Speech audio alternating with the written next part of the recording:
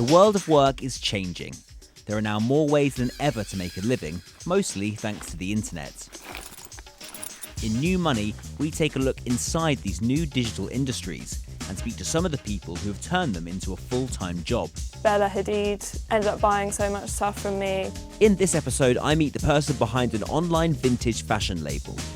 She got her start selling 2000s clothes on reselling sites and now runs a growing business. There's probably over 90,000 followers, sold over 12,000 vintage items. It's quite crazy. It's just through here. I'm in Brighton to meet Amber. Which is the main bedroom in the flat. Amber's the founder of fashion label Timeless Wear.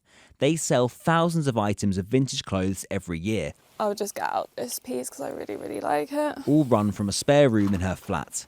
The business actually started with Amber selling secondhand clothes on the reselling site Depop. What I think works the most about my brand is the fact that it comes from me. So you describe the clothes as vintage. What kind of time are we talking about it being from? My main eras that I kind of go for is probably late 90s to early 2000s. Even the year 2004 is classed as vintage now, which probably for more kind of late millennials, it's what? I think a lot of people are going to be feeling old watching this. Yeah, exactly. Timeless Wear sells exclusively secondhand items. Amber says she sources them from all sorts of places, from wholesalers and car boots to eBay and Facebook Marketplace. I do love going to car boots. I will literally just go for fun, and then if I happen to find stock there, then it's great. But you end up just building a repertoire of people that you know, wholesalers, people that you work with online, and I've just kind of tried every single different kind of avenue to source. Amber says she sold more than 12,000 items since starting in 2015, with the label turning over more than £140,000 last year alone. When you source the stuff, when you buy the items, Yeah. How do you judge how much to then resell it for? The profit margins vary so much.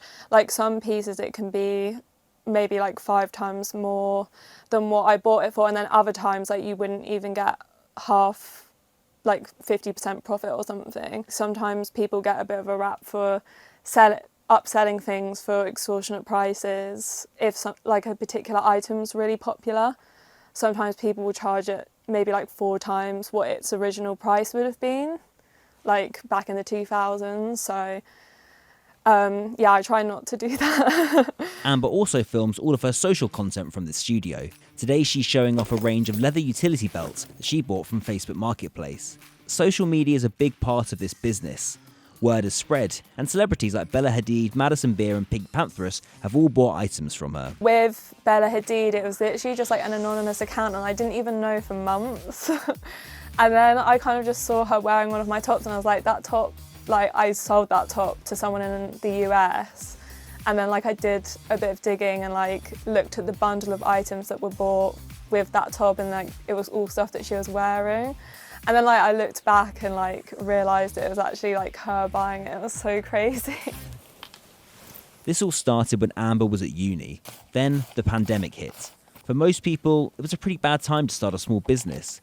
But for Amber, it was the moment she started taking it really seriously.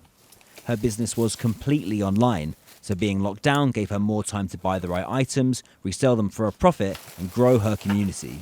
She became one of the top sellers on Depop and used that to launch Timeless Wear as a brand. When I first started doing it, it would obviously be 100% Depop. But now I would say it's 1/3 Depop, 1/3 website, and then 1/3 pop-ups or just kind of other sort of marketplaces online. People have been selling quote-unquote vintage clothes forever, but this way of second-hand shopping is brand new. You no longer have to trawl through charity shops or car boot sales. Everything is easily available online. But Timeless Wear, like any company, is still at the mercy of the market, and Amber says the cost of living crisis is hitting hard. People won't really be into buying bundles as much, and they'll only maybe buy one item. It has been so hard trying to navigate it. I guess it's just hoping at some point that it will get better. Amber says reselling sites have opened up a new vintage industry online, one that no longer depends on geography or just the pure luck of finding something great. And that ease has got more and more young people interested, something that can only be good for business. It's so crazy to me now because it's so accessible. When I go to car boots and like charity shops now, it's like a normal thing. Like a lot of people go, like a lot of young people go, which is like so nice. Like it's kind of the main reason why I got into it, is because I wanted secondhand fashion to be a mainstream thing.